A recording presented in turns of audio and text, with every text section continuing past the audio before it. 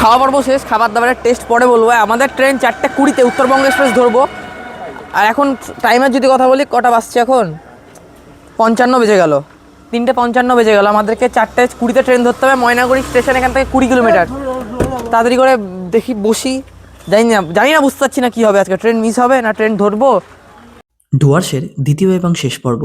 এর আগের পর্বে আপনারা দেখেছেন কিভাবে আমরা ডুয়ার্স পৌঁছালাম এবং আমাদের প্রথম দিনের অভিজ্ঞতা, তাও আবার কিছু শিক্ষক শিক্ষিকা এবং স্কুলের কিছু বন্ধুর সাথে। দিন পাল্টাবে, বছর পাল্টাবে, কিন্তু পাল্টাবে না আমার হওয়া অভিজ্ঞতা এবং আমার এই ভিডিও। স্কুলের বন্ধুদের সাথে ফেলে আসা ডুয়ার্সে কিছু মেমোরি এবং এর পাশাপাশি শিক্ষকদের সাথে ভ্রমণের এক অভিজ্ঞতা, সবই রয়েছে আজকের এই ভ্লগে।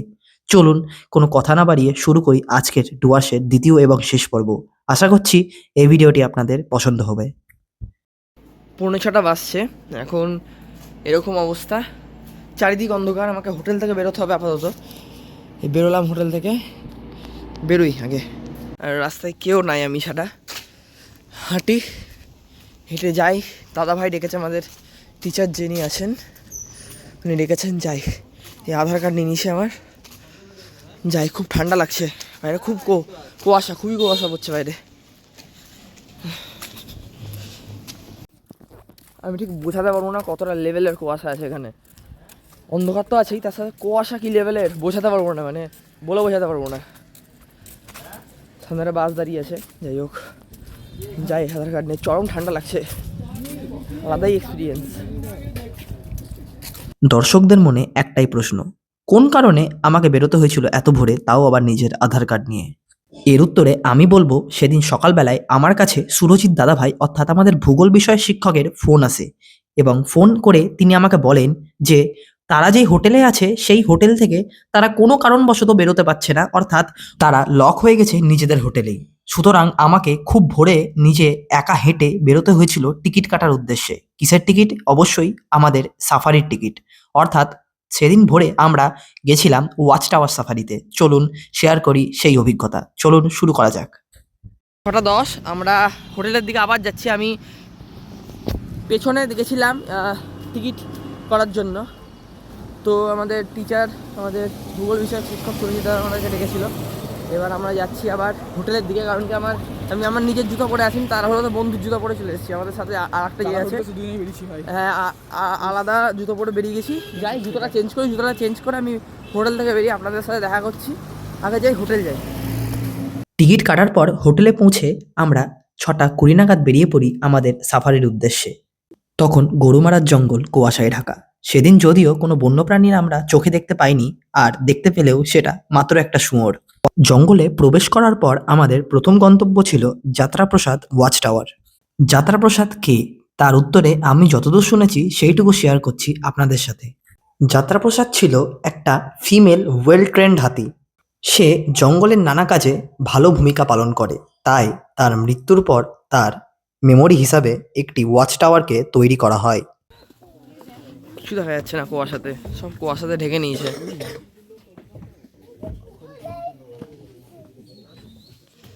7:05 আমরা বেরোলাম যাত্রাপ্রসাদ ওয়াচ টাওয়ার থেকে। ঠান্ডা ভালোই আছে, ঠান্ডা লাগছে, ভালো ঠান্ডা লাগছে।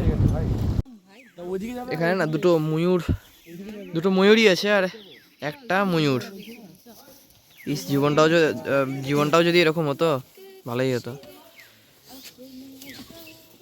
এর আগেও বলেছি, এখনো বলবো, জঙ্গলে কোনো বন্যপ্রাণী দেখতে হলে ভাগ্যের প্রয়োজন, কিন্তু সেদিন আমাদের ভাগ্য আমাদের সাথে ছিল না। আমার ভাগ্য কালো, আর এখানে কুয়াশা সাদা, কিছুই দেখা যাচ্ছে না।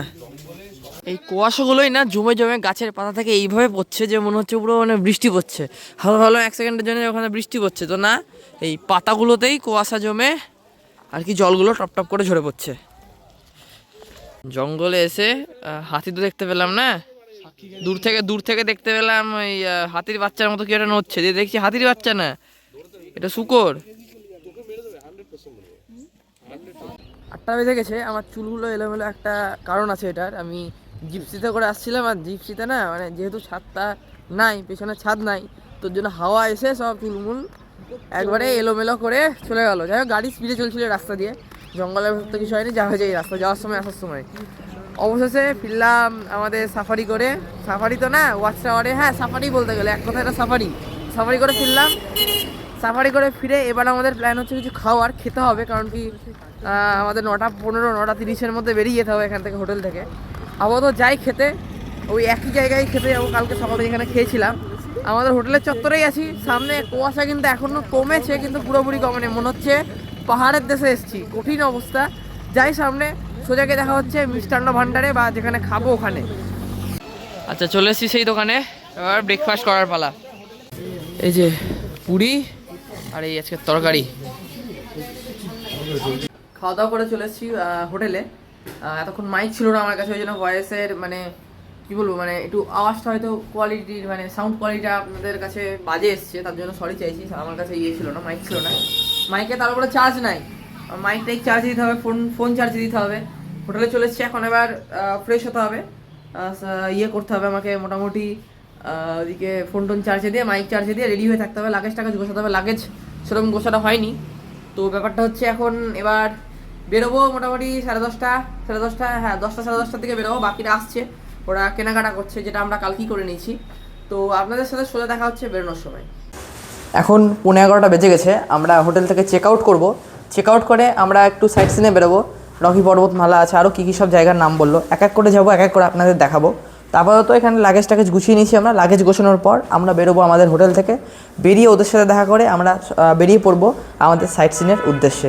আপনাদের সাথে আমি সোজা গিয়ে দেখা করছি ওদের হোটেলে, ওদের যদি না হয় ওদের হোটেলে আমি গিয়ে আপনাদের সাথে দেখা হচ্ছে, আর যদি হয়ে যায় ডাইরেক্ট গিয়ে আমি গাড়িতে আপনাদের সাথে দেখা করছি।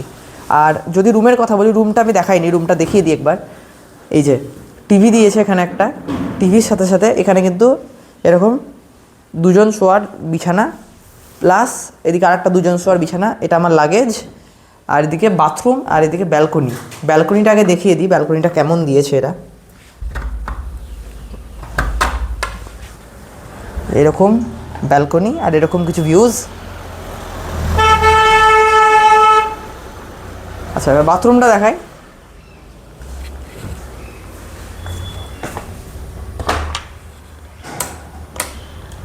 লাইট জ্বাললাম বাথরুমের, এই যে এরকম কিছু বাথরুম। এখান থেকে তো আজকে বেরিয়ে যাব। গরুমারা এটা নিয়ে আমার 3বার আসা হলো, আর ব্যাপারটা হচ্ছে আবার আসবো, আবার যদি ভাগ্যে লেখা থাকে আবার আসবো। আমরা যাই সামনে বন্ধুদের সাথে দেখা করি, দেখা করে ট্রলি যা লাগেজ আছে সব গাড়িতে রেখে এই যে গাড়ি চলেও এসছে, যতদূর সম্ভব এটা আমাদের গাড়ি, এই যে এটা আমাদের গাড়ি, কালকে এই গাড়িতে করেই গেছিলাম আমরা। দেখি লাগেজ ফ্যাগেজ সব রেখে দিই, এটা ইনোভাও বলেছে দেখছি। আচ্ছা 11:05 আমরা বেরোলাম চালসা ভিউ পয়েন্টের উদ্দেশ্যে, গাড়ি স্টার্ট দিয়ে দিয়েছে, সোজা গিয়ে ওখানে দেখা হচ্ছে। আমরা সমতল ভূমি ছেড়ে পাহাড়ে চলে এসেছি। পাহাড় না, ঠিক টিলা, এগুলো ছোটোখাটো টিলা। পাহাড় বলতে গেলে এক কথা পাহাড়ই বলতে গেলে এই জায়গাটা পাহাড়। ভূগোলবিদ বলবেন, বলুন।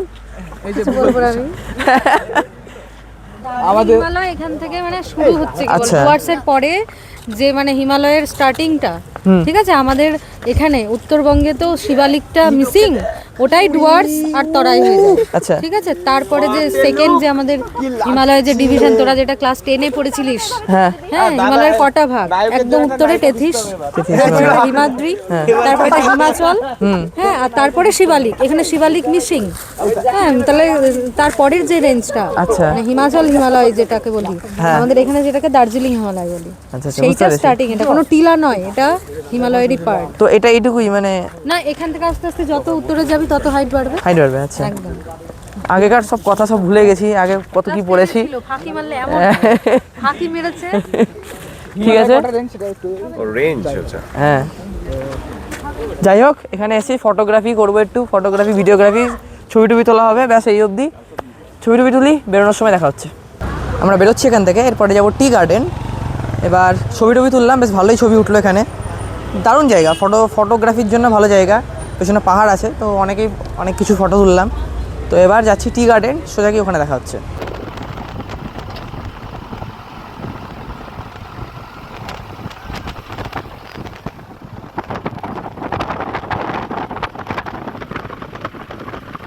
শান্তশিষ্ট পরিবেশে এই হাঁটা ফাঁকা রাস্তা দিয়ে, ফাঁকা না মোটামুটি ফাঁকা রাস্তা দিয়ে হাঁটা, দুপাশে চা বাগান, এই সমস্ত এই ফিলিংসটা কোনো ডায়েরি বা কোনো ভ্লগে লিখে বা বলে বোঝানো যাবে না।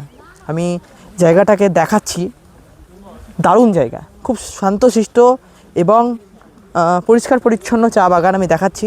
এই যে বাকিরা হাঁটছে ওদিকে, এই টুকটাক গাড়ি ঘোড়া চলছে।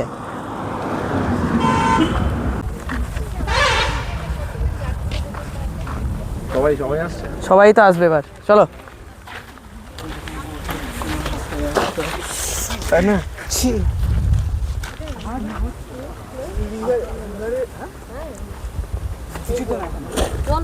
আমরা শিক্ষামূলক ভ্রমণে এসেছি, ঠিক আছে। We are from Ladhuram তোষনিওয়াল Sarada বিদ্যা মন্দির। আমাদের এই যে চা বাগানে ভিজিট করার উদ্দেশ্য হচ্ছে, বাদবাকি যারা ভিজিট করছে আমরা কি শিখছি এখান থেকে। হাতে নাতে ভূগোল বলতে চা পাতা তোলা এটাও কিন্তু একটা ভীষণ মানে একটা কৌশলের ব্যাপার। সবাই কিন্তু চা পাতা তুলতে পারে না, ঠিক আছে। এখানে মহিলা শ্রমিক নিয়োগ করা হয়। কেন মহিলা শ্রমিক নিয়োগ করা হয়? তার কারণ হচ্ছে চা গাছের পাতা যখন তোলা হবে তখন এই যে 2 leaves 1 bird, ঠিক আছে, 2টি পাতা 1টি কুড়ি, এই ফরমেশনে তুলতে হবে, ঠিক আছে। এর বিজ্ঞানসম্মত নাম কি? থিয়াসাইনেন্সিস বা ক্যামেলিয়া সাইনেন্সিস, ঠিক আছে। চা গাছের যে গোড়া, সেই গোড়া অত্যন্ত মজবুত, এই বাগানের ডেন্সিটি থেকে বোঝা যাচ্ছে, ঠিক আছে। সেই গোড়ায় যখন প্রবেশ করা হচ্ছে তখন কিন্তু কোনো জায়গাতেই কিন্তু একই লেভেল নেই, অর্থাৎ ঢালু জমিতে চা গাছের গোড়ায় জল দাঁড়াবে না, এই রকম অবস্থাতেই চা চাষ করা হবে, ঠিক আছে। প্রত্যেকটি জায়গাতে চায়ের যতটা অঞ্চল জুড়ে বাগান রয়েছে সব অঞ্চলটাতে সমোন্নতি রেখা বরাবর চাষ করা হয়েছে, অর্থাৎ কন্ট্যুর ফার্মিং, তার সঙ্গে স্টেপ ফার্মিং, অর্থাৎ স্টেপ ফার্মিং বলতে ধাপ চাষ, সেই ধাপ চাষ এখানে কিন্তু করা হয়েছে। কেন? পার্বত্য ঢালু জমিতে এটা কিন্তু মৃত্তিকা ক্ষয় রোধের জন্য একটা বিরাট বড় পদক্ষেপ, ঠিক আছে। চা গাছের গোড়ায় যেমন জল দাঁড়াবে না, সেটা যেমন চা গাছের জন্য ক্ষতিকারক, পাশাপাশি এই ছায়া প্রদানকারী বৃক্ষ, এই যে পাশে যে বড় বড় গাছগুলো রয়েছে, এই গাছগুলো বেসিক্যালি এখানে প্ল্যান্টেশন করা হয়েছে। তার পেছনে মেন কারণ হচ্ছে চা গাছকে গড়ে তোলার জন্য, চা বাগান গড়ে তোলার জন্য, ঠিক আছে। এই ছায়া প্রদানকারী বৃক্ষগুলো কিন্তু এদের শেডিংস হিসেবে কাজ করে। একটা জিনিস মনে হতে পারে, পার্বত্য অঞ্চলে চা চাষ হয় মানে এখানে যদি স্নোফল হয় বা বরফপাত হয়, অতিরিক্ত পরিমাণে বৃষ্টি হয়, সেটা চা গাছের জন্য খুব ভালো, একদম নয়। অতিরিক্ত পরিমাণে তুষারপাত যেমন চায়ের জন্য ক্ষতিকারক, অতিরিক্ত বৃষ্টিপাতও কিন্তু চায়ের জন্য ক্ষতিকারক। বৃষ্টি হলে সেই মাঝারি পরিমাণ বৃষ্টিপাত, ঠিক আছে। হিউমিডিটির প্রয়োজনীয়তা রয়েছে, ঠিক আছে। সয়েলের কোয়ালিটি রয়েছে। এই সয়েলটা কিন্তু ক্ষারীয় সয়েল নয়, একদম 100% আমলিক সয়েল, যে মাটিটা নিচে রয়েছে, পটজল। আমরা পার্বত্য পটজলের কথা পড়েছি। তরাই এবং ডুয়ার্স, এটা কিন্তু মোটামুটিভাবে চায়ের জন্য বিখ্যাত, বা এই অঞ্চলে যথেষ্ট প্রোডাকশন হয়। মনে রাখতে হবে দার্জিলিংয়ের চা স্বাদের এবং গন্ধের জন্য আমাদের কাছে ফেমাস। দার্জিলিং, হ্যাঁ, দার্জিলিং কিন্তু মানে শুধুমাত্র চা চাষ করে ইন্ডিয়ান টি বোর্ড বা টি ট্রেডিং কর্পোরেশন অফ ইন্ডিয়া, তারা সেখান থেকে সেই মানে তোর চা বিক্রির ব্যবস্থা করে। আর সবচেয়ে বেশি পরিমাণে চা কোথায় পাওয়া যায় ভারতবর্ষে? আসাম, মেনলি কিন্তু ডুয়ার্স। এই ডুয়ার্স কোথায় রয়েছে না? আলিপুরদুয়ার, তার সঙ্গে জলপাইগুড়ির কিছু অংশ আর আসাম, ঠিক আছে। এই টোটাল অঞ্চলটাই কিন্তু ডুয়ার্স। এই ডুয়ার্সের চা হচ্ছে ভারতবর্ষের সবথেকে কোয়ান্টিটিতে বেশি, অর্থাৎ সর্বাধিক চা উৎপাদন কেন্দ্র এই অঞ্চলটা, বুঝতে পারলাম তো। এই টি লিভসের ক্ষেত্রে যখন আমরা তুলবো, মানে এখন আমরা যদি চা পাতা তুলি, সেই চা পাতাটা তুলবো কিন্তু সেই ফরমেশন মেনটেন করে, কখনো একটা পাতা টেনে ছিঁড়ে নেবো না, তাহলে সেই পাতাটি নষ্ট হবে। 2 leaves 1 bird, এই ফলো আপ করেই তুলবো, বুঝতে পারলাম। দার্জিলিংয়ের ক্ষেত্রে আমরা ট্রিপল টি, মনে আছে triple T? Darjeeling famous for triple T. কি ট্রিপল টি? তার মধ্যে একটা হচ্ছে এটা টি গার্ডেন, টাইগার হিল, আর একটা টয় ট্রেন, ঠিক আছে। সেই ডুয়ার্সের ক্ষেত্রেও সেই দার্জিলিংয়ের রেস বহন করে চলেছে চা বাগান, ঠিক আছে। চিরসবুজ এবং তারুণ্যের প্রতীক এই চা বাগান, দারুণ লাগে বেশ। তোলো না, এইটা স্মেল নেই বলতে এটাকে শুকোতে হবে। এটা শুকোনোর পর এটা অর্গ্যানিক টি। এই অর্গ্যানিক টি এটাকে যদি আমি রোদ্রে শুকিয়ে নিই, তাহলে এইখান থেকে আমি কিন্তু চা প্রস্তুত করতে পারি, কোনো ব্যাপার না। ফ্লেভার আসবে, একদম ফ্লেভার আসবে। তুই মানে যদি 3 মিনিট ভিজিয়ে রাখিস, দারুণ চা প্রস্তুত হবে। আমার বাড়িতে আছে, আমি করি, কোনো অসুবিধা নেই, তুলে নিয়ে যেতে পারবি। হ্যাঁ, এই তো একদম ঠিকঠাক, এটা ঠিক তোলা হয়েছে, একদম কারেক্ট, এইটাই ফরমেশন। হ্যাঁ, এই যে বিগ লিভস, এগুলো খুব ভালো, এগুলোই শুকাবে, শুকিয়ে বড় পাতা তৈরি হবে, ঠিক আছে? হ্যাঁ, না একটা করে পাতা কেউ তুলবে না। হ্যাঁ, এই তো খুব সুন্দর উঠেছে এটা, এই ফরমেশনেই তুলতে হবে, এটা হচ্ছে ফরমেশন টুলিপস অন বাড। তোলো তোলো, এই তো এই যে সুন্দর উঠছে, ঠিক আছে? কচি পাতা ডেভেলপমেন্টের জন্য এটা খুব দরকার আর কি, কচি পাতা ডেভেলপ করতে হবে, না হলে সেই চা আর কি টেস্ট আসবে না। এই যে এখানে থেকে ছবি তোলা মোটামুটি এখানে থেকে 30-40 মিনিট হয়ে গেল। চা পাতা তুলেছিস? আচ্ছা, ছবি তোলা, চা পাতা তোলা নিয়ে, সব তোলা নিয়ে 40 থেকে 45 মিনিট হয়ে গেল এখানে। টাইমের যদি কথা বলি, টাইম কটা বাজছে? 12:35 বেজে গেছে। ওদিকে খাওয়া দাওয়া আছে দুপুরকার, ওদিকে আরও কয়েকটা জায়গা ঘোরার আছে, এখান থেকে বেরোই। এখানে তো আর কিছু নাই, ছবি ছাড়া তো কিছু নাই, ছবি ছাড়া কোনো কিছু করার নেই এখানে, জাস্ট ছবি তুলতে হবে। হ্যাঁ, তবে ইয়ে করতে হবে, এখানে চা পাতাগুলোকে দেখতে হবে, ছবি তুলতে হবে, জাস্ট পরিবেশটাকে এনজয় করতে হবে। আচ্ছা, আমরা এতক্ষণ ছিলাম হচ্ছে টি গার্ডেনে, এবার আমরা যাব হচ্ছে সামসিং ভিউ পয়েন্টে, তারপরে যাবো রকি আইল্যান্ডে। এখানে ঝামেলা চলছে, দেখি এদেরকে থামাই। টাইম 12:56, আমরা চলে এসেছি সামসিং ভিউ পয়েন্টে। এখানে ছবি টবি তোলা যাবে, আর কিছুই না। আর এই যে হালকা হাওয়া দিচ্ছে, একটু টয়লেট যেতে হবে আমাকে। এই যে আমাদের গাড়ি, চারিদিকে এরকম ভিউজ, আর এখানে ভালো ছবি তোলার জায়গা। আর তার উপরে আজকে ওয়েদারটা ভালো না, ভালো ছবিও উঠবে। সকালবেলায় খুব কুয়াশা ছিল, এখনও আছে, কিন্তু মানে সেগুলো রোদের কারণে আর দেখা যাচ্ছে না, মানে অনেকটাই আবহাওয়াটা ঠিক হয়েছে এখন।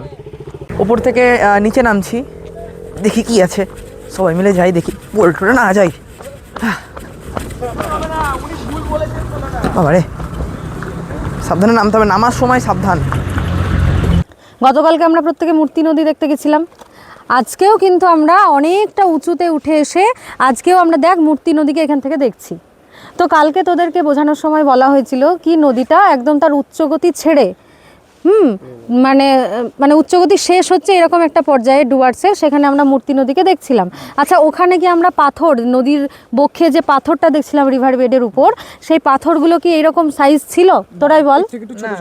অনেকটা ছোট ছোট ছিল, হ্যাঁ, কিন্তু তোরা এখানে দেখ বড় বড় বোল্ডার রয়েছে এবং নুড়ি পাথর যেগুলো রয়েছে সেগুলোও কিন্তু বেশ বড় বড় সাইজ। কেন? প্রশ্ন হচ্ছে কেন? কারণ আমরা দেখ গাড়িতে করে অনেকটা উঠে আসলাম এবং আমরা দেখলাম কি বেশ আমাদেরকে পাহাড়ের অনেকটা উঁচুতে উঠতে হলো। এখন দেখ আমরা একটা পাহাড়ের একটা দিকে আছি, এটা হচ্ছে রিভার বেড, উল্টো দিকে আর একটা পাহাড়ের রেঞ্জ আছে, তাই তো? মাঝখানের ভ্যালি দিয়ে বয়ে যাচ্ছে মূর্তি নদী। তাহলে এই নদীটা, হ্যাঁ এই নদীটা দেখ, এখানে মাটির ঢালটা অনেকটা বেশি, আর উঁচু থেকে গড়িয়ে গড়িয়ে বোল্ডারগুলো কি করেছে, এই নদীর গতিপথে পড়েছে এবং নদী কি করছে দেখ অনেকটা। আচ্ছা, আই আকৃতির উপত্যকা, ভি আকৃতির উপত্যকা, এগুলো তোরা পড়েছিলিস। আচ্ছা, এইটাকে কি ধরনের ভ্যালি মনে হচ্ছে বলতো? কালকে তোরা দেখেছিলিস নদীটা অনেকটা ছড়িয়ে ছিল। না না না, নদীটা অনেকটা কালকে ছড়িয়ে ছিল। ওটাই বলছিলাম, তোরা এখান থেকে যদি অবজার্ভ করিস একদম সুন্দরভাবে দেখ, পুরো ভ্যালিটা দেখ। এটা ভি শেপ ভ্যালি দেখতে পাচ্ছিস? এই দেখ ভি শেপ ভ্যালি দেখতে পাচ্ছিস? হ্যাঁ, এই ভি শেপ ভ্যালি যখন আরো গভীর হচ্ছে, সংকীর্ণ হচ্ছে, তখন এই পার্টটা আমরা দেখতে পাচ্ছি। এবার এইটাকে যদি আমি দূর থেকে অবজার্ভ করি, এই পার্টটাকে যদি আমি অনেকটা দূর থেকে অবজার্ভ করি, ওই দিকে গিয়ে, ওই ভুটানের দিকে গিয়ে যদি দূর থেকে অবজার্ভ করি, তাহলে আবার এই ভ্যালিটার আমি আকৃতিটা পেয়ে যাব। আমি বলেছিলাম আগের দিন যে ওই উচ্চগতির যে ভূমিরূপ, সেই ভূমিরূপগুলো আমাকে প্রশ্ন করেছিল কেউ একজন, যে দাদা ভাই আমরা ইয়ে দেখতে পাবো না? সুস্মিতাদি বোঝাচ্ছিলেন যে ব্যাপারটা, যে উচ্চগতিতে গেলে আমরা কি এখানে দেখতে পাবো ওই পলল বেজনী, পলল শঙ্কু? হ্যাঁ, জিজ্ঞাসা করা হয়েছিল, রীতিশা জিজ্ঞাসা করেছিল, কিন্তু আমি তখন বললাম, তখন আমি উত্তরটা দিতে পারছিলাম না। কেন দিতে পারছিলাম না? কারণ ওটা নদীর মধ্যগতি ছিল। এইখানে যদি আমি আসি নদীর উচ্চগতি, এটা ফলে এর এন্ডে গিয়ে, মানে এর যেখান থেকে ঢালের পরিবর্তনটা হচ্ছে, নদীর ঢালের পরিবর্তন হবে যেখানে, সেখানে পলল শঙ্কু তৈরি হবে, অনেকগুলো পলল শঙ্কু একসঙ্গে পলল বেজনী তৈরি করবে, ফলে এটার এন্ডে গিয়ে আমি ওটা পেয়ে যাবো। আচ্ছা, এক্ষুনি তোরা আস্তে আস্তে লক্ষ্য করেছিস ওই যে ওদিকে যে চূড়াটা ছিল ওখানে চিকচিক করছিল, ইভেন এখান থেকেও দেখা যাবে, জুম করে আসবে না, ওই দেখ ওই চূড়াটাই দেখ একটা সাদা এরকম দাগের মতো লাগছে না জঙ্গলের মধ্যে? ওটা কি? ওটা কিন্তু নদী, আর নদীর চড়ায় এরকম যে বালি জমে আছে তার উপরে সূর্যের আলো রিফ্লেক্ট করছে, দিয়ে ওই চিকচিক করে ওটা বোঝা যাচ্ছে। এখানটা এতটা বোঝা যাচ্ছে না, ওই উপর থেকে আলো ভালো বোঝা যাচ্ছিল ব্যাপারটা, ঠিক আছে। তো এই যে ছোট ছোট জিনিসগুলো, এইগুলো কিন্তু আমরা এর মাধ্যমে জানতে পারছি। তো চল আমরা একটু ভ্যালির দিকে নামার চেষ্টা করি। আর একটা কথা একটু বলার আছে, সেটা হচ্ছে এই নদীটার এখন যে রূপটা দেখতে পাচ্ছিস, মানে এই মুহূর্তে যে রূপটা রয়েছে একদম ছোট একটা ঝোড়া হিসেবে প্রবাহিত হচ্ছে। এর কিন্তু মানে স্রোত, আমরা কালকে যে নদীটা দেখেছি মূর্তির যে রূপ দেখেছি তার থেকে অনেক বেশি, অনেক বেশি স্রোত, অনেক বেশি হবে। নিচে গেলে বুঝতে পারবি স্রোত অনেক বেশি, কিন্তু নদীর যে আকৃতিটা মানে ব্যাপ্তিটা বা চওড়াটা সেটা অনেক কম।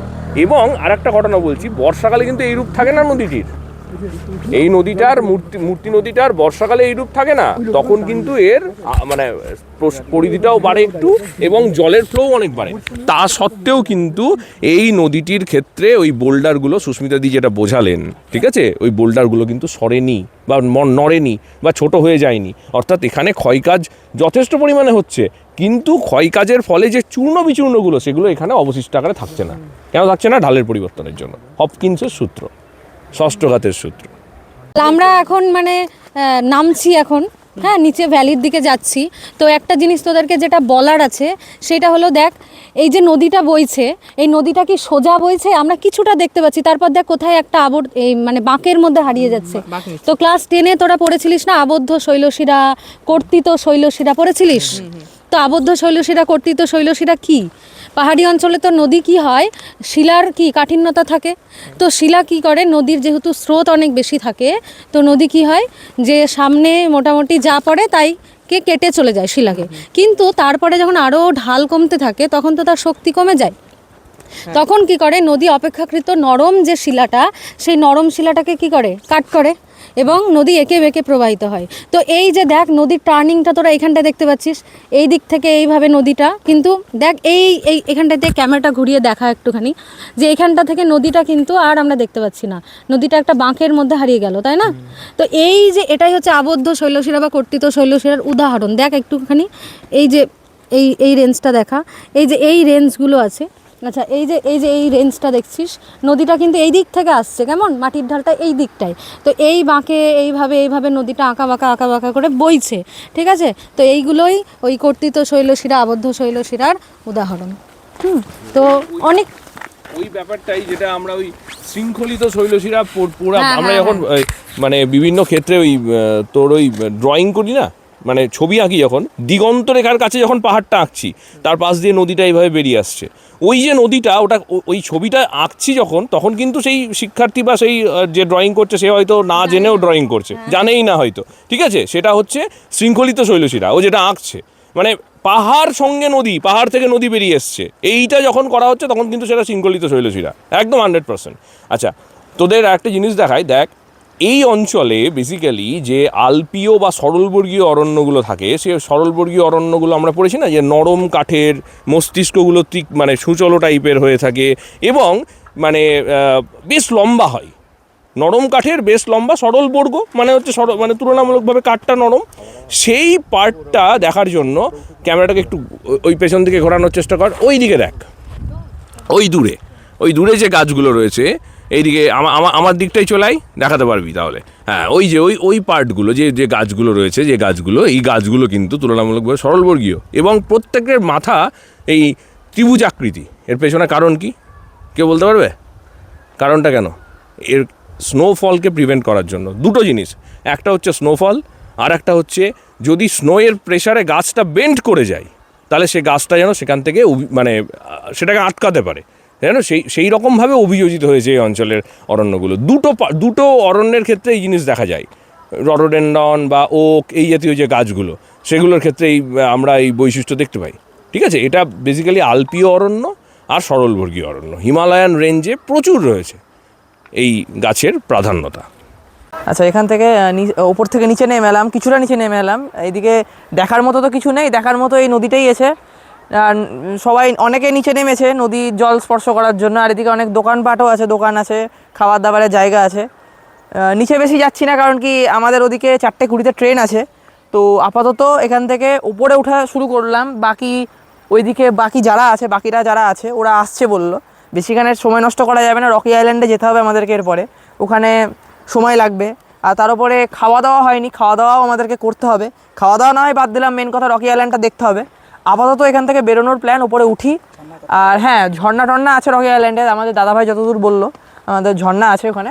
দেখা হচ্ছে সোজা গিয়ে গাড়িতে, কারণ কি ওরা আসলে তখন একসাথে বেরোবো। ফাইনালি ওপরে উঠলাম, সবাই চলে এসছে এখানে গাড়ির কাছে যাই, গাড়িতে উঠি আমাদের নেক্সট ডেস্টিনেশন, নেক্সট গন্তব্য রকি আইল্যান্ড যেতে হবে। সবাইকে ডেকে সোজা গিয়ে আপনাদের সাথে দেখা হচ্ছে রকি আইল্যান্ডে। আচ্ছা, এটা হচ্ছে সেই রকি আইল্যান্ড। এবার এই পেছনে পাথরগুলো আছে না, আমি দেখাই। এই যে এই পাথরগুলো আছে এখানে, এর উপর বসে ছবি তুললে সেই জব তক হ্যায় জান মুভিতে শাহরুখ খান সেই চাল্লা গানটা করছিল না, সেই রকম লাগবে। যাই হোক, এখানে একটা ব্রিজ, আমাদের ব্রিজের ওপরই নামিয়ে দেওয়া হয়েছে। আমরা হেঁটে যাবো নিচে যতদূর সম্ভব। সবাই সাথে দেখা হোক, যে সবাই সামনে আছে, যাদের সাথে দেখা করে দেখি আদৌ নিচে যাব না কি করবো, কারণ কি হাতে বেশি সময় নেই আমাদেরকে। মোটামুটি 4:45 মধ্যে কি 4টের মধ্যে স্টেশনে পৌঁছাতে হবে। আর এখান থেকে স্টেশন মোটামুটি 1 ঘন্টা 15 মিনিট লাগবে। আস্তে আস্তে নামতে হবে, পা সাবধান। হ্যাঁ, যাই। সিঁড়ি করা আছে, নিচে সব ছবি তুলছে। হ্যাঁ, নামছি আমি, আস্তে আস্তে নামাটাই চ্যালেঞ্জের ব্যাপার। আস্তে আস্তে নামতে হবে, পা স্লিপ কাটতে পারে। নেমে যাই। আচ্ছা, এখানে বসে পড়েছি আমি। আর এখানে না জল 1 নাম্বার ঠান্ডা, 2 নাম্বার পরিষ্কার, 3 নাম্বার মোটামুটি গভীর আছে। এই জায়গাটা খুব গভীর আছে সামনে। এবার চরম পরিষ্কার জল, আর চরম ঠান্ডা। আর স্রোত তো খুবই স্রোত এখানে। যাই, পাথরের ওপর দাঁড়িয়ে ছবি তুলি শাহরুখ খান হবো আর কি, শাহরুখ খান সাজবো। যাই, এখানে বেশিক্ষণ থাকা যাবে না, এটাই আছে, ছবি তুলবো, বেরিয়ে যাবো। টাইম 2:17 আমরা বেরোচ্ছি এখান থেকে। হ্যাঁ, আমরা একটু ছবি তুললাম, বেশি কিছু করার নেই, ভিউজ এনজয় করার আছে এখানে, ছবি তোলা আছে। আর একটু জলে স্পর্শ করা, জলের ঠান্ডা, আমি মুখ ধুলাম, জলটা মুখে দিলাম আর কি। উঠেলাম ওখান থেকে, এবার যাই গাড়িতে গিয়ে দেখা হচ্ছে। আচ্ছা, এখান থেকে বেরোচ্ছি, যেতে হবে খেতে। আমাদের গাড়িতে উঠি, চরিত্র আসছে ওদিক থেকে, খেতে যাবো, খিদে পেয়েছে, দুপুরে লাঞ্চও করা হয়নি। খেতে যাই, সোজা গিয়ে ওখানে দেখা হচ্ছে। ফোনেও বেশি চার্জ নাই। আচ্ছা, 3:30 বেজে গেছে, আমরা খেতে এসেছি। কালকের মতোই কিন্তু আমাদের থালি দিয়েছে। আর আজকে কিন্তু মাছ নিয়েছি, এর সাথে চিকেন নিইনি, মাছ নিয়েছি। খাওয়া পর্ব শেষ, খাবার দাবারের টেস্ট পরে বলবো। আমাদের ট্রেন 4:20 উত্তরবঙ্গ এক্সপ্রেস ধরবো। আর এখন টাইমের যদি কথা বলি, কটা বাজছে এখন? 55 বেজে গেল, 3:55 বেজে গেল। আমাদেরকে 4:20 ট্রেন ধরতে হবে। ময়নাগুড়ি স্টেশন এখান থেকে 20 কিলোমিটার। তাড়াতাড়ি করে দেখি বসি। জানি না, বুঝতে পারছি না কী হবে আজকে। ট্রেন মিস হবে না ট্রেন ধরবো, না আবার ঘুরে আসতে হবে জলপাইগুড়ি রোড অব্দি, বুঝতে পারছি না। আমি প্ল্যানটা পরে বলছি, আমাদের প্ল্যান কি পরে বলছি। আগে গাড়িতে সবাই উঠে যাই ওখানে। ট্রেনটা ধরতে পারি কিনা দেখি। উত্তরবঙ্গ এক্সপ্রেসে জেনারেলে উঠতে হবে, এনজেপি অব্দি যেতে হবে, দেখি। ব্যাগও আছে, সবার ব্যাগ আছে এখানে। আচ্ছা, আমরা স্টেশনের উদ্দেশ্যে রওনা দিয়ে দিয়েছি, কিন্তু একটা জিনিস বলি, আমাদের ট্রেন মোটামুটি 27 মিনিট মতো লেট আছে, আমি যেটা দেখলাম রানিং স্ট্যাটাসে। তাও যাই, টিকিট কাটতে হবে গিয়ে স্টেশনে পৌঁছানোর আর কি দেরি। স্টেশনে পৌঁছে লাগেজ আছে এগুলো, যাই স্টেশনে। আমার ফোনেও চার্জ নেই, চার্জে দিতে হবে। পাওয়ার ব্যাংক এনেছি, পাওয়ার ব্যাংক দিয়ে চার্জে দিতে হবে। সেদিন আমাদের পরিকল্পনা এটাই ছিল যে নিউ ময়নাগুড়ি থেকে উত্তরবঙ্গ এক্সপ্রেস ধরে প্রথমে আমরা নিউ জলপাইগুড়ি পৌঁছাবো, এবং তারপরে সেই নিউ জলপাইগুড়ি স্টেশন থেকে আমরা হামসাফার এক্সপ্রেস ধরবো, যেটি কিনা আমাদের বহরমপুর পৌঁছে দেবে। এক্ষেত্রে একটা জিনিস আমি বলে রাখি, এই হামসাফার এক্সপ্রেস কিংবা এমন একটি ট্রেন যেটি জলপাইগুড়ি রোড হয়ে যায় বা জলপাইগুড়ি রোড থেকে ছাড়ে, সেই ট্রেন ধরতে আপনারা সোজাসুজি চলে যেতে পারেন জলপাইগুড়ি রোড রেলওয়ে স্টেশন। দূরত্বের পার্থক্য ওই মোটামুটিভাবে 10 থেকে 12 কিলোমিটার। অর্থাৎ গরুমারা থেকে জলপাইগুড়ি রোড মোটামুটিভাবে ওই 38 কিলোমিটার এবং ময়নাগুড়ি স্টেশন মোটামুটিভাবে ওই 26-27 কিলোমিটার। এবার আপনাদের মনে এটাই প্রশ্ন হবে যে আমাদের স্কুল থেকে তাহলে আমাদেরকে ডাইরেক্ট জলপাইগুড়ি রোড কেন নিয়ে গেল না? কারণ কি আমাদের Humsafar express direct Jalpaiguri road থেকেই ছাড়ছে। সত্যি বলতে এই ব্যাপারে আমিও জানি না, আমার ভ্লগ করা কাজ, তাই আপনাদের সাথে শেয়ার করছি আমার হওয়া এক্সপিরিয়েন্স এবং তার একটি ভ্লগ। আচ্ছা, আমরা চলে এসেছি এখানে। এই সারা ব্যাগ ধর এটা। আচ্ছা আমরা চলে এসেছি, এই তোকে ধরতাম না, আমি ধরছি। আমরা চলে এসেছি নিউ ময়নাগুড়ি স্টেশনে। এবার ব্যাপারটা হচ্ছে ট্রেন লেট আছে, যেটা দেখলাম ট্রেন মোটামুটি লেট আছে। কত মিনিট দেখলাম? 27 মিনিট মতো লেট আছে এখনও, 27-29 মিনিট এরকম লেট আছে। আমরা যাচ্ছি 1 নম্বর প্ল্যাটফর্মের দিকে, যাই ঢুকি। চলে এসেছি আমরা 1 নম্বর প্ল্যাটফর্মে। এই যে এবার এখান থেকে নেমে, তাও ভিড় আছে এখন মোটামুটি লোকজন আছে, এরা সব উত্তরবঙ্গই ধরবে মনে হচ্ছে। গিয়ে জেনারেলে উঠতে হবে, যাই। এদিকে সিগন্যাল গ্রিন আছে, কোনো একটা ট্রেন আসছে এদিক দিয়ে, মালগাড়ি।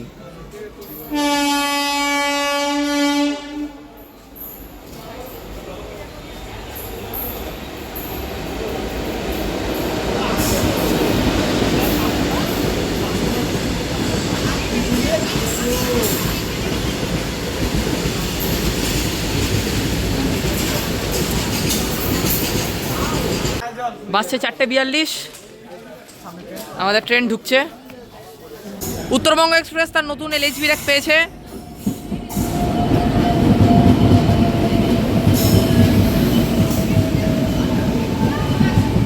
নতুন LHB রেক আর জেনারেলে সেই ভিড়। আচ্ছা আমাদের ট্রেন ছেড়ে দিয়েছে। নেক্সট স্টপেজ হচ্ছে আমাদের জলপাইগুড়ি রোড। ট্রেন ছেড়ে দিয়েছে আর উঠলাম ট্রেনে। টয়লেট পেয়েছে, টয়লেট যাই একটু।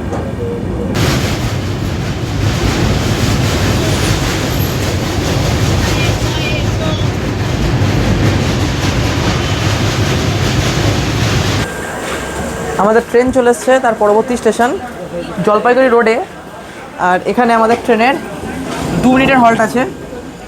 আর ট্রেন মোটামুটি 23 মিনিট মতো লেট আছে।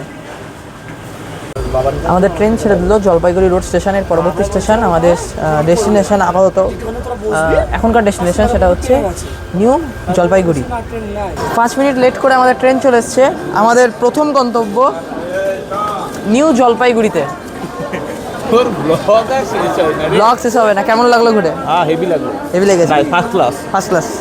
ঠিক আছে, এরপরে আমাদের ট্রেন আছে হামসাফার এক্সপ্রেস, যেটা নতুন দিয়েছে 9:05-এ। যাই হোক, এখান থেকে যাব ওয়েটিং রুমে। যাই 1 নম্বর প্ল্যাটফর্মে। 1 নম্বর প্ল্যাটফর্মে যাওয়ার পর আপাতত যাব ওয়েটিং রুমে। আচ্ছা আমরা চলে এসেছি NJP স্টেশনে। এবার ব্যাপারটা হচ্ছে এদিকে ওয়েটিং রুম আছে। ওয়েটিং রুমে ভেতরে গেলাম। ওয়েটিং রুমের ভেতরে গিয়ে না প্রচণ্ড ভিড়। আমরা 11 জনের টিম আছি। 11 জনের টিম যে বসার তো কোনো জায়গা নেই। তো আপাতত আমার কাছে কিছু খবরের কাগজ ছিল। খবরের কাগজ থাকার কারণে আমি কী করলাম, খবরের কাগজগুলো মাটিতে পেতে দিলাম। এবার লাগেজগুলো এখানে রাখা হয়েছে। এবার যদি ওখানে জায়গা পেয়ে যায়, কিছু আস্তে আস্তে কিছুজন মিলে ওখানে বসবে। বাকি সবাই ফ্রেশ হতে গেছে, কিছুজন ওদিকে কেনাকাটা করছে। তো ব্যাপারটা এটাই যে এখন ফ্রেশ হতে হবে, কারণ কি চোখে মুখে জল দিয়ে টয়লেট যেতে হবে। তো যাই হোক, এখানে এই সমস্ত কাজগুলো করে নিতে হবে। আপনাদের সাথে সোজা দেখা করছি একটু পরে। আশা করছি আমাদের দাদাভাই দিদিভাইরা প্ল্যান করেছে যে আমাদের লাগেজগুলোকে ক্লক রুমে রেখে, অর্থাৎ যেখানে আমরা সংরক্ষণ করে রাখতে পারবো লাগেজগুলোকে, লক করে রাখতে পারবো। একটা ক্লক রুম ওখানে আছে। ওখানে ক্লক রুমে আমরা লাগেজগুলো রেখে বাইরে যাব। এটা আপাতত পরিকল্পনা চলছে, দেখা যাক কী হয়। হাঁটতে চলে এসেছি NJP স্টেশনের বাইরের দিকে আসলাম একটু টাইম পাস করার জন্য বলতে গেলে, কারণ কি ভেতরে ফ্রেশ হওয়ার পর ভালো লাগছে না। ফ্রেশ বলতে গেলে টয়লেট করেছি, তাছাড়া মুখ চোখ ধুইনি কিছুই। যাই এখন এদিক ওদিক হাঁটছি, হেঁটে উপভোগ করছি পরিবেশটাকে, আর কিছুই না। হাঁটতে চলে এসেছি মার্কেট এরিয়াতে। এখানে তো খাবার দাবারের দোকান আছে প্রচুর। ফোন এখানে সাবধানে রাখতে হবে।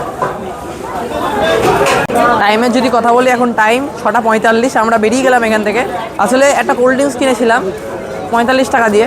অনেক জায়গায় আমি দেখেছি যে মানে যেটা MRP থাকে তার থেকে 5-10 টাকা বেশি নেয়। এখানে কেন বেশি নেয়? এখানে 45 টাকা নিল বড় কোল্ড ড্রিঙ্কসগুলো, যেগুলো বড় না মাঝারিগুলো, 40 টাকা প্রিন্ট, যেগুলো 45 টাকা নিল। এখান থেকে কোল্ড ড্রিঙ্কস কিনে খেলাম, খেয়ে বাইরে বেরোচ্ছি, মানে স্টেশনের দিকে আবার যাচ্ছি। এবার ব্যাপারটা হচ্ছে ফোন চার্জ করতে হবে স্টেশনে গিয়ে। যাই ফোন চার্জে দিই। এখান থেকে আপাতত বেরোলাম। এবার রাত্রের খাওয়াটা দেখতে হবে, খাওয়া দাওয়া কী করা যায়, কারণ কি পেটের অবস্থা খুব একটা ভালো নেই। পেটে হালকা ব্যথা করছে। ওষুধ খাবো, ওষুধ খেয়ে ফোন চার্জে দেবো। যাই স্টেশনের ভেতর। অনেকের প্রশ্ন থাকে আমরা দার্জিলিংয়ের জন্য টয় ট্রেন কোথা থেকে ধরবো। তো 1 নম্বর প্ল্যাটফর্ম থেকে ওভারব্রিজ হয়ে এসে এই যে এই নিচে টয় ট্রেনের এই যে প্ল্যাটফর্ম, নিচে নামার জায়গা আছে।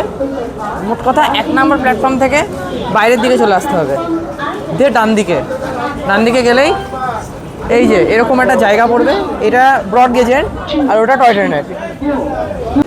টাইমের যদি কথা বলি, এখন বাজছে 8:40।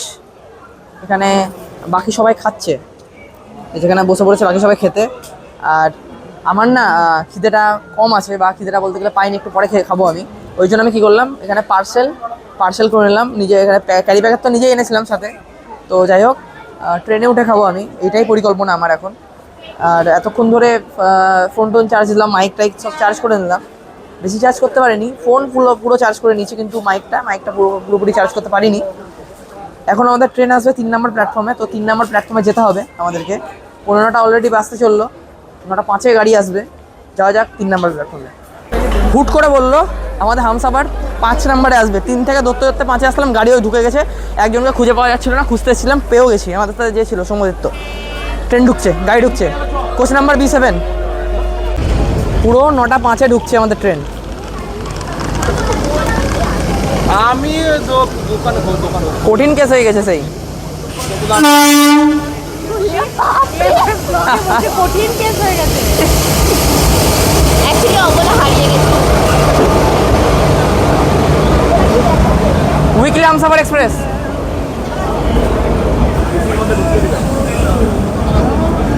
আচ্ছা, এইখানে আমাদের 59, এই যে একবারে 56 থেকে একদম 62 অব্দি আছে আমাদের সিট। 56 কোথায় গেল? ওই দিকে আছে একটা, একদম এই 60 অব্দি। পুরো ডট 9:15 আমাদের ট্রেন ছেড়ে দিল new Jalpaiguri station. Tata NJP। খেতে হবে কিছু। কেসটা কী হয়েছিল আমি বলি। আমাদের সাথে আমাদের বন্ধু ট্রাভেল করছে, এবার ওকে খুঁজে পাওয়া যাচ্ছিল না। ছেলেটা কী করেছে, ছেলেটা হচ্ছে এদিকে কোনো একটা ট্রেন ঢুকছে মনে হচ্ছে। আচ্ছা, কী করেছে বলে দিই। আমাদের সাথে একটা ছেলে আছে, এবার ওই ছেলেটা কী করছে, আমাদের সাথে ছিল, জল ছুট হয়ে গেছিলো। আর ছেলেটা কী করছিল, ফোনটাকে সাইলেন্ট করে বারবার ব্যাগে রেখে দিচ্ছিলো, ফোনটা সাথে নিয়ে যাচ্ছিলো না। আমার ওটাই ভয় লাগছিলো যে, আর তারপর ফোনের চার্জার নেই। আমরা যে 2-3 দিন ধরে আছি এখানে, একবারও ফোন চার্জ করেনি ছেলেটা দিয়ে। যাই হোক, মোট কথা ওকে খুঁজে পাওয়া যাচ্ছিলো না। ফোন করলাম, ফোনটা ধরলো, কোনো রকমের দৌড়াদৌড়ি করে খুঁজলাম। ট্রেন জাস্ট আসছে সেই সময়, কোনো রকমের খুঁজলাম। ট্রেনটার নাম বলে দিই। ট্রেনটা আমি নিজেও দেখিনি, কোন ট্রেন এটা এক্স্যাক্টলি। দেখি, দেখতে পেলে বলবো।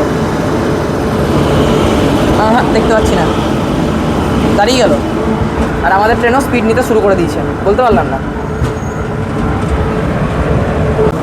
আমাদের ট্রেন মোটামুটি 15 মিনিট লেট করে ঢুকে পড়েছে আলোয়াবাড়ি রোড জাংশনে। এখন বাসছে হচ্ছে 10:15। আমাদের ট্রেন 15 মিনিট লেট আছে। আর এখানে আমাদের 2 মিনিটের হল্ট আছে। এটা আমাদের ট্রেনের 3য় স্টেশন, যেখানে ট্রেনটা থামলো। এর পরবর্তী স্টেশন হচ্ছে কিষানগঞ্জ জাংশন। সেদিন রাতে খেয়েছিলাম ডাল এবং রুটি, যার টেস্ট ছিল খুবই জঘন্য। আচ্ছা, এখন টাইম 11:15। আমরা ঘুমিয়ে পড়বো, এখন শুয়ে পড়তে হবে। কারণ কি, কালকে সকাল 4টের সময় উঠতে হবে, বহরমপুর করে টাইম আছে। আর কিছু দেখাতে পাচ্ছি না আপাতত। তো ঘুমাই, গুড নাইট, দেখা হচ্ছে কালকে সকালে। জান বাঁচি তো লাখো পায়, লটকে বুদ্ধু ঘাটকো আয়। বহরমপুর করে ঢুকে গেছি। এখন টাইমের যদি কথা বলি, টাইম হচ্ছে 4:05। বাবা বাইরে আছে, সবের সাথে দেখা করে বাইরে যাই। প্রীতম, ঘুরে কেমন লাগলো? দারুণ লাগলো। এরকম ট্রিপ যেন বারবার আসে পৃথিবীর জীবনে, ঠিক আছে? কিন্তু এরকম ওখানে যা ঠান্ডা, তার থেকে এখানে ঠান্ডা। হ্যাঁ, সুজিত বল। আমার খুবই ভালো ট্যুরটা। এরকম যদি আর হয় তাহলে প্রতি বছরই যাবো। হ্যাঁ, আমাদের আশা করছি স্কুল থেকে। সুজিত বলো কিছু। সেরা ভাই সেরা, কোনদিন যাইনি বন্ধুদের সাথে ট্রিপে, গেলাম দারুণ মজা হলো। পরে বলবো আবার যেন ছাড়ে। হ্যাঁ, বলো বন্ধু। হেভি কেমন লাগলো? খুব ভালো মজা হলো বন্ধুদের সঙ্গে, জীবনে প্রথমবার ট্রিপে, ফার্স্ট টাইম স্কুল থেকেও বেরোনো বা আমার সঙ্গে ছাড়া, ভালো লাগলো। এরপরে এবার সেকেন্ড টাইম চেষ্টা করে যাওয়ার। ঠিক আছে, আমরা এবার বেরোবো, বাইরের দিকে বেরোবো। ঠান্ডা লাগছে। আরে এই এক্সিলেটার চলতে বন্ধ হয়ে গেল। আর ওইদিকে এক্সিলেটার কাজ করছে না, কঠিন কেস। বাইরে যাই। স্টেশন থেকে বেরিয়ে গেছি, বাড়ি যাই। চরম ঠান্ডা লাগছে। 5:10 বাকি, চলে এসেছি বাড়িতে। বাড়ি এসে ফ্রেশ হলাম। এবার হাত পা ধোয়ার পর এবার এসে একটু ঘুমাতে হবে, কারণ কি ট্রেনে ঘুম হয়েছে কিন্তু অল্প পরিমাণে ঘুমিয়েছি, আর একটু ঘুমাতে হবে, নাহলে সারাদিনে এনার্জি থাকবে না। আজকে আমার পড়া আছে, আজকে আমার ডেলি রুটিনে যা যা কাজ থাকে, রবিবার আছে, সো সব কাজ আছে। তো দেখা হচ্ছে আপনাদের সাথে পরবর্তী নতুন ব্লগে। ভালো থাকবেন, সুস্থ থাকবেন, টেক কেয়ার।